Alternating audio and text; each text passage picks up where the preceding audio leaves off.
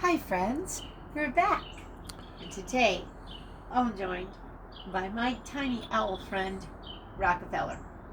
I named him Rockefeller for the tiny owl that survived quite a harrowing journey this week. Seems that a little owl, a southern owl, minding its own business, was in a tall tree in the woods in New York. And the tree was cut down and transported on a big 18-wheeler type truck into New York City and put up in Rockefeller Square, which is a little portion of New York where a very, very, very, very, very tall tree is placed every year as part of the holiday festivities. And they found that there was a tiny little owl in the tree. Well, they carefully took him out and transported him to a wildlife rehabilitation center where he was given lots of water to drink because he was dehydrated and lots of food to eat. And the good news is he's going to be taken back to his woods where he came from this weekend and set free there. Now, I suspect that poor little Rockefeller, that's what the wildlife rehabilitator named him, was pretty upset about having forced to be put on this journey. He never asked to be transported 180 miles. He never asked for his big tall tree to be cut down.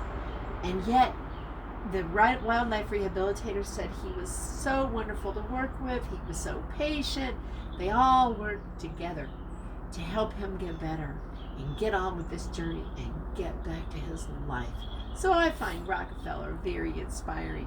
You know, friends, some of us right now, we may feel like we're kind of on a journey that we didn't choose. There are things that we want to do that we can't do. There are things that we have to do that we don't really want to do. And that can feel aggravating, frustrating, and we can lose patience and get angry. And that's understandable. But there are some mudras and there are some breathings that we can do when we're feeling like we're on a journey we didn't choose.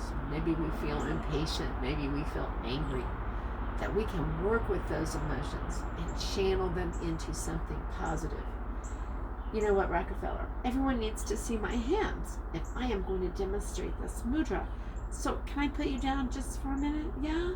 Okay. I'm going to put Rockefeller right there. And I'll be right back. We're going to start with our hands in front of us, and we're going to place our hands into a mudra that's known as suchi. Suchi just means we curl our fingers down and our fingers are pointing up. You can keep your hands in this position, but it is also traditional with suchi to move the mudra to the point of your body that you want to focus on.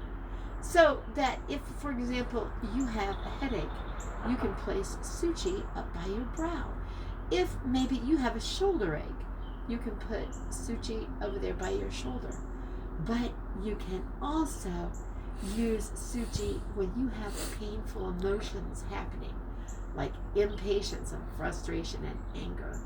When I'm experiencing that, I invert my suchi and point to my heart. Traditionally, we breathe 6-6 4 times with suchi. That is, we're going to inhale through our nose to a count of 6, exhale through our lips to a count of 6, and we're going to do that 4 times. Shall we try? Let's begin. And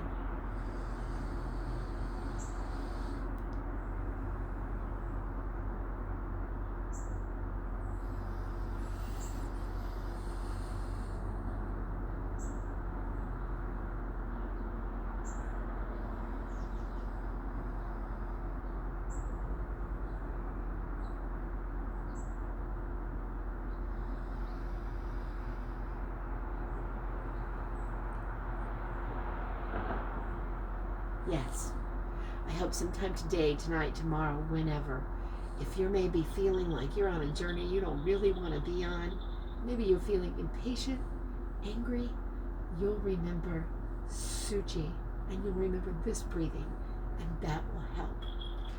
Well, Rockefeller.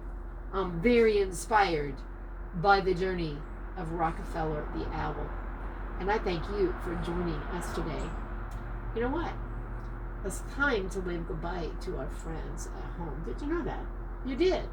What would you like to wave? Yes? Bye-bye, friends. Persevere. We're going to try to do that, Rockefeller. Friends, Rockefeller and I hope you have a fantastic rest of the day. And we'll see you again soon. Bye-bye.